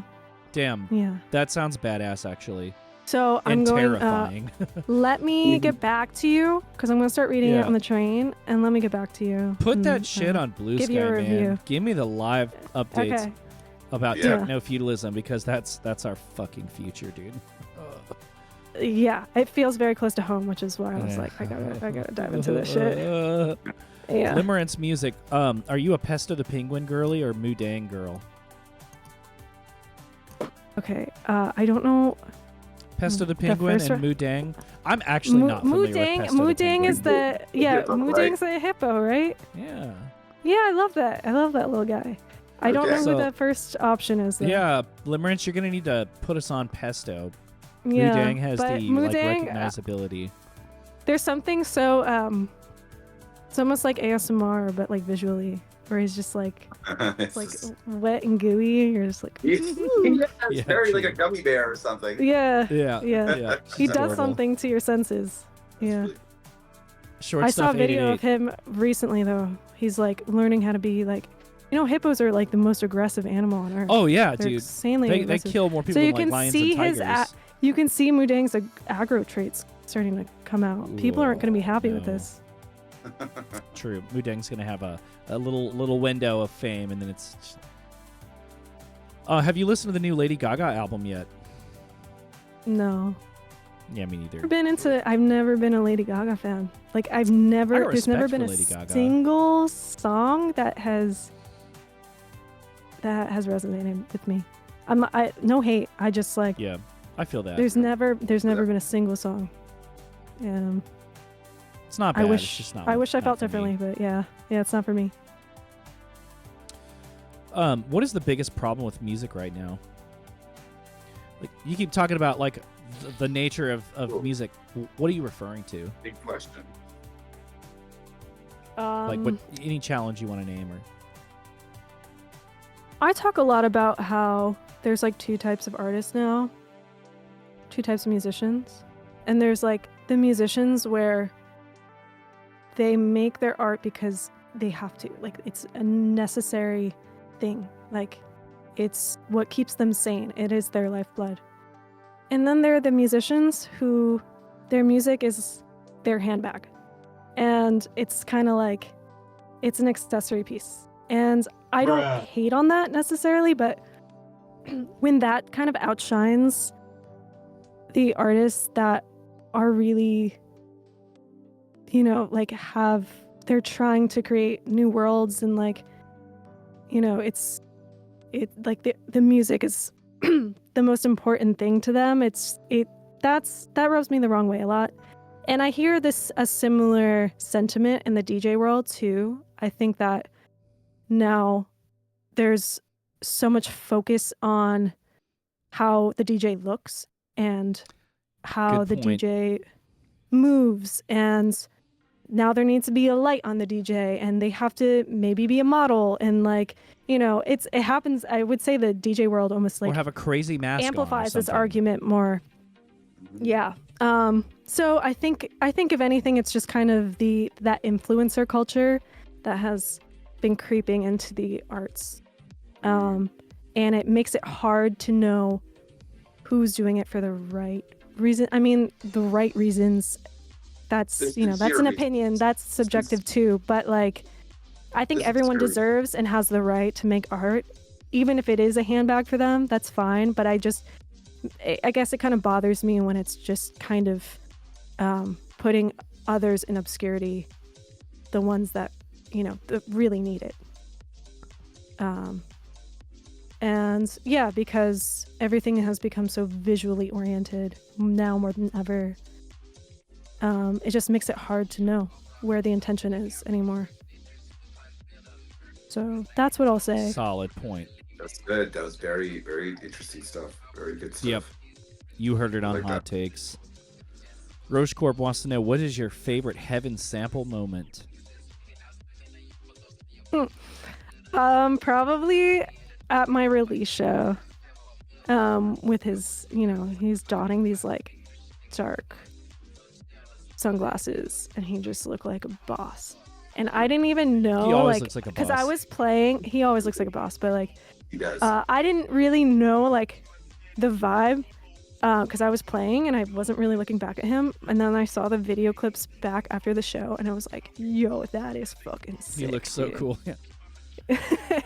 I call him Shaq now. He's so much like he looks so young too. Like he's aged very gracefully. Like I wish I looked like Yeah, Heaven he's young. sample. He is young, but he's when he told us how old he was on the show, I was like, "What? I thought you were like 10 years younger." Yeah. Yeah, We're, amazing dude. It's all ambiguous. Limerence, if you were to equate your music to a pasta dish, which one would it be? Mhm. Really hard questions. I wish I knew more about pasta. That's where my brain True. is going to. Boy, I don't know enough about pasta. Dude's probably sitting in his Yeah, living room like- just chuckling right the fuck up right now. I mean, I just think it's got to be kind of stringy, long and stringy. Long stringy. I mean, I no, like I'm thinking about my music process. Like that is definitely just like a bowl of spaghetti. Like that's my music process. I think that the end result might look something different, but like the process is definitely just like a blob of tangled mess. So that works for me. Works for me. I don't know if you guys have a better descriptor of my music pasta-wise. Maybe we can go with that instead. No, we're gonna go with that. Okay. If you wore a mask as a DJ, what kind of mask would you wear?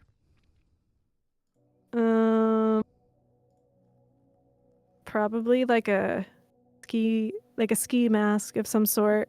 'Cause I have like I definitely don a lot of like ski sportswear.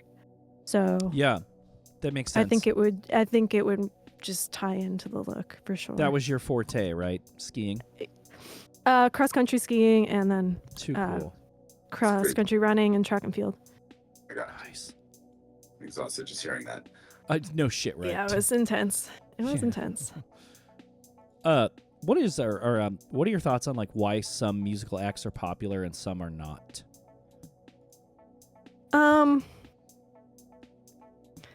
The cynical answer, money. That's what I want.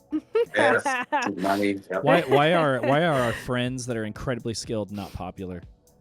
You know. Yeah, I mean, there's definitely more to it. But I mean, money is a big part of it. Resources, money. Yeah, that is a big part of it. Ain't it the truth? Do your parents have a blue check mark next to their name? Are they on Wikipedia? No. Yeah. I'm not asking you that. That's like a rhetorical. Yeah. They're That'd be kinda retired rude, don't you teachers. think? Yeah. They're retired teachers. Oh man, your parents are heroes. Okay, that is a thankless profession, but you know they probably know that already. No, my mom, she's an art teacher for K through 5. Oh, hard. For many years in Poughkeepsie. Oh, she's got a big heart. She's sure. Oh yeah, she does. And patience too with those kids. You know, yes, so I feel much like- patience, and then it was drained by the time she got home. But I don't blame her for poor that. At all. thing. I was like, I've like come to terms with it. I'm like, wait, that's what my mom did throughout her entire adult life. Like, how could I have ever expected her to have the bandwidth when she got home? That's Real crazy. shit, right? Yeah. I don't know how Real shit, anybody yeah. like it's. Wow. Quiz would like to know what's your opinion on fruitage or arrow? You know, I only heard that term for the first time maybe like a year ago. Same. And I got like comparisons with my visuals for this Infinite.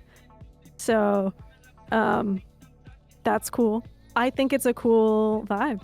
Yeah. I don't really know much of the backstory on it, but it's definitely a very cool, distinct look. And it's cool that like visually my universe for the last record just kind of fell into that without trying. But that's all I really have to say. I don't Love know that. much I'll more take about it. it. That's good. Can you describe to me your favorite music? The broad questions are hardest, I think. I know. I'm sorry. No. It's taken me a long I just time to gotta- figure out what I like. but I gotta take some time to think Yeah, about it. But think about it. what is my favorite music? Like favorite genre, favorite artist? I don't know. Like I've noticed over time, I really like echo. I just love hearing echo and reverb. I don't know why. I just love it. Yeah. So Like, things Toby like that, I Anderson guess. gets I don't know. echo and reverb. It could Oh, be no, as no, vague or as specific as you want. That's actually very true. I do. That's I think a lot of what ties all the music I love together is like that ethereal quality. And that could be found pretty much anywhere. So yeah, I think music for me is always about kind of having a transcendent experience to some degree. So I agree with that. yeah, I think having an ethereal quality is just something I gravitate towards. It's not necessary fully though. But I would say currently, like, yeah, I mean, I mentioned Orbital and Opus 3 are Mhm. kind of like guiding forces in a lot of my music now. So, yeah, just kind Great of like examples.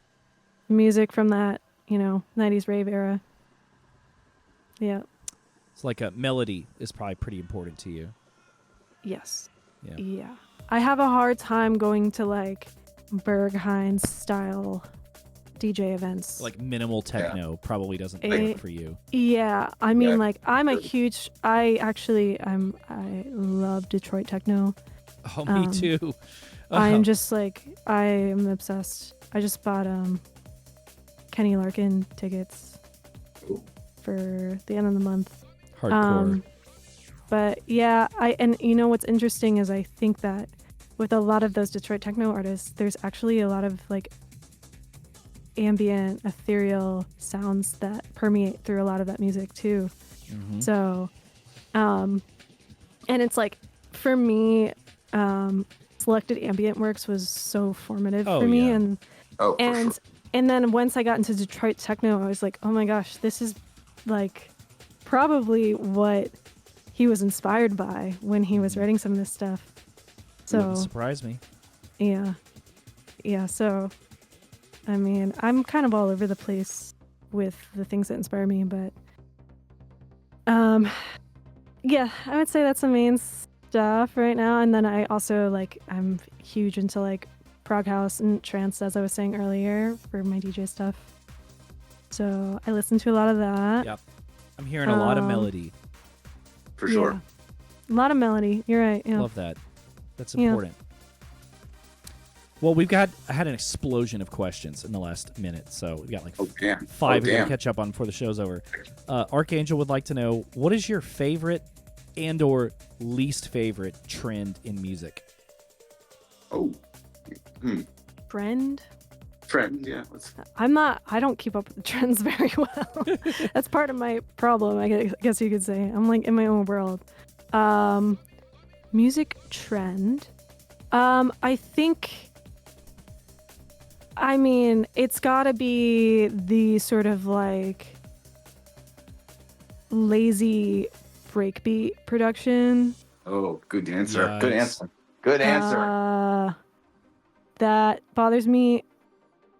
I just feel like people kind of do that as it's kind of that handbag thing that I was mentioning. Like, I want to sound cool, throw a breakbeat, and then just sing like a kind of like emo style over it, and then call it a day. Okay, like the breakbeat to like hyper pop kind of crossover.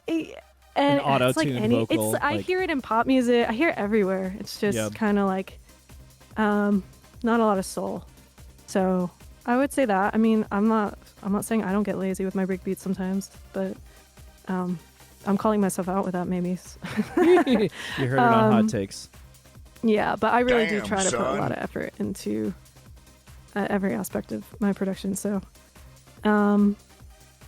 yeah, that's probably the top for me right now. It's just like I can't. It's almost like I get nauseous if I hear another song that sounds like that. Like, oh, here's That's another funny. one. Yeah, because that's just. It's like, are you just doing this just because it's a trend, or do you have something to say? You know? Yeah, good point. Quiz would like to know, what's an area of music you really love but have never been able to incorporate it into your own music?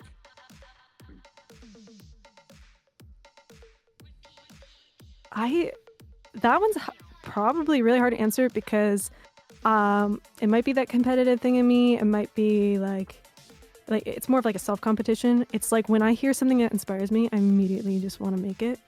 That's and cool though. Which is why like maybe it's hard to pinpoint what my sound is because I'm always taking things from every genre that inspires me. I mean, I think ultimately I want to get better at writing just like more standard dance tracks. That's a big thing, and I'm still getting my chops up with that. So, but I'm currently working on it. And outside of that, I don't know. I think I'm kind of tapping into everything that inspires me. Love that. Yeah. Too cool. JPEG Stripes, what sonic textures or timbres draw your attention? It's gotta be just like lush ambient synth sounds. Just synth like pads. they're just Me too. It can just be a single pad sound at the beginning of the song. Like just and I'm one like, note. my that just, like, eyes will sustains. fucking roll. Yeah, it's Me too. It does so much. I love to me. lo-fi house for that very reason. Someone could just start just Yeah. like a cloudy sounding synth, and I'm like, Yeah. you got me. Yeah. I love Yeah, this song same. already. It's like the strongest drug that exists. It is. Um, That's why I love No Format, man. Yeah. He's the king of that. Yeah. Sure. Yeah, he's incredible. He's incredible. Yeah, it's got to be that for sure. Lush synth pads. Lush and pads. Sound Yeah, fonts, I'm always love trying that. to get my pads lusher and lusher, and they're never lush enough. Never That's lush my enough. problem with my own. So I guess you actually, up to that last question, that's Yeah. the one thing, like those ambient artists that I'm obsessed with, because I might listen to ambient music more than anything else. Actually, I didn't mention that, but like that, I think living in New York, it's like needing that sense of solace and sort of just like noise cancellation. It's what I gravitate towards so much. So Sonic blanket yourself. Yep. Yeah. But there's just so much. People who aren't ambient heads don't understand the just deep nuances within that world. And like there are certain ambient albums where like I just know like I know like the key changes, like I know lyrics. Yeah. Oh yeah. Did you ever listen to The Site Below? No. Oh, dude. Chris, did you ever listen to The Site Below on Ghostly International? not. Dude would make a bunch. He would just make ambient music, and a lot of it was like kind of shoegaze oriented, and then would just throw a 4 on the floor beat over it. That's It was amazing. sick. It was phenomenal. I loved it. The Site Below. Okay, I gotta check it out. I think you might like it. Sky Yamaha would like to know: do you use any hardware for your production or sampling? Yeah, I mean I got my OB6 back here. Well, yeah. So I've been using that almost religiously. Like I have that on so much of my new stuff. And then my TB3 was like featured a lot on maybe my first record, and I had a little bit on the last record. I've been trying to move more and more out of the box. So Nice. yeah, I just bought an MS1, Behringer MS1. Hard. So I'm trying to like get out. Oh yeah, I have a TD3 like too. diversify. Yeah. So like I've been spending more time out of the box for sure. And then I also just have like my guitars and stuff that I've been using. Yes. So that keeps me kind of I'm like it's almost like 50-50 now in many ways Nice. between the two. Yeah. And then as far as like VSTs, I'm a big Massive head. I really like Massive. I have I was using Arturia a bit in the past, but it always ends up sounding too flat to me. So I've moved away from that. And then I was also using this VST called Imposcar. Okay. Yeah, just for like, I think I'm always kind of craving more analog sounds. So like I would always gravitate towards that Massive for that reason. It's just as close as I can get. That's just very heavy sounds with it. Yeah, for sure. Yeah, it's a bit warmer. Yeah. So Vitesse, that is all the that's my time we main have stuff. for questions. Okay. We appreciate you those coming are great out questions. and Yeah, meeting your pretty much. audience, in a live and unrehearsed way. Yes. What we like to do at the last 5 minutes of the show is just kind of give you a moment to promote anything you want, shout out anybody you want, or really just say anything that you would like to us and everybody. Well, the main thing I gotta make sure everyone is aware of, I have a tour coming up, West Coast Ooh. tour in April. Tour dates are listed on my Instagram. I've kind of posted it everywhere you can find it. And I have some other dates that will be announced probably within the week, I'm hoping. If not, in the next 2 weeks. So stay tuned for that. Nice. And Heaven Sample will be drumming with me on that tour. And it's a co-headline tour with Death's Dynamic Trap. Woo. Ooh, yes. Just saw them a great. couple weeks ago in Cincy. Yeah. Great show. Yeah. So it's going to be super fun. I haven't been on tour in a long time. That's going to be a great show, a great tour. Yeah. Yeah. I mean, the main thing about touring for me is being with the right people. So Absolutely. Others, yeah, great people. great people. And yeah, I mean, I don't have any releases lined up just yet, but I'm wrapping stuff up slowly but surely. And I'm very, very excited about this new stuff. Hopefully everyone else will be too once they hear it. But yeah, just like the most meaningful stuff I've worked on yet. So Nice. stay tuned for that. And that's about it. Oh, well, my label, music website, has a ton of stuff coming out. So if you can give us a follow, it's music website _ on IG. We're on Blue Sky. We're everywhere. We got Tapeworms coming up. We have Swords. She's super, super, super dope. She kind of lives in that like ethereal cyber world that I do. So if you like my sound, you'll probably like hers. And Umbrella, who's also really dope. He's like a cyber pop shoegaze. Nice. He has a album coming out very soon. And another big announcement. It's going to be the biggest announcement on our label, but we haven't announced it yet, so you have to wait. All right, follow music website, Damn. guys. Yeah, Follow music lots website. of good stuff this music year. website _ All on music website. Yes, this is the year of music website. Nice. Vitesse It X is. next year. 2025 This year, music website. music website. Yes. 2026 Vitesse X. Yeah, I'm Make a note, working on the guys. music this year, so I can put out a ton of shit next year. But I'll put out some stuff this year. I promise. Vitesse That's X, it. everybody. Thank you. Thank Thanks for you. asking good questions. Oh no, man. So it's our viewers and Chris. But yeah, before we go, Chris, what do you have coming up in the next coming months? Any live streams or live shows? Albums? No, not right now. Just go listen to my new album, Death Romantic by Skeleton Lipstick, and go follow my my 35mm analog photography at Death_Romantic. That's it. Death_Romantique. Check it out. Both are great. I can vouch for it. I just did a 20-25 minute lo-fi house set with Memphis rap samples for Vapor Loot Festival 2. And it was broadcast like in the middle of the night. I put it on SoundCloud and YouTube. Shout out Precursor for the gritty, glitchy visuals, and Los Colossus and Rabbit Hole Club for putting Vapor Loot Festival 2 together. Got to play alongside Turquoise Death and a bunch of Barber Beats people. But yeah, if you like lo-fi house and you like Memphis rap, check that set out. It's on my SoundCloud. I also did a 30-minute 80s R&B and smooth jazz DJ set for Underground Space 4, the Lost Traveler livestream event that was part IRL, part URL in Peru.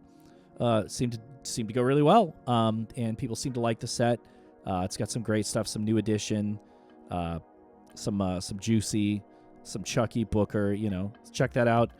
And coming up on the 29th of March this month, at Cafe Bourbon Street in Columbus, Ohio, I'm going to be playing at Sanctuary Live, a live show organized by Crystal Eternal and Nostalgia Lounge, where I'll be bringing 40 minutes of breakcore, or not like Venetian snares type stuff, but like sewer slut adjacent stuff. So that's going to be really good, very bombastic, very brutal. Should be a good time. And yeah, a lot of unannounced shows coming up that I'll be preparing for. It's going to be a busy summer and busy fall for young Shiro. But yeah, you need somebody to light up your dance floor.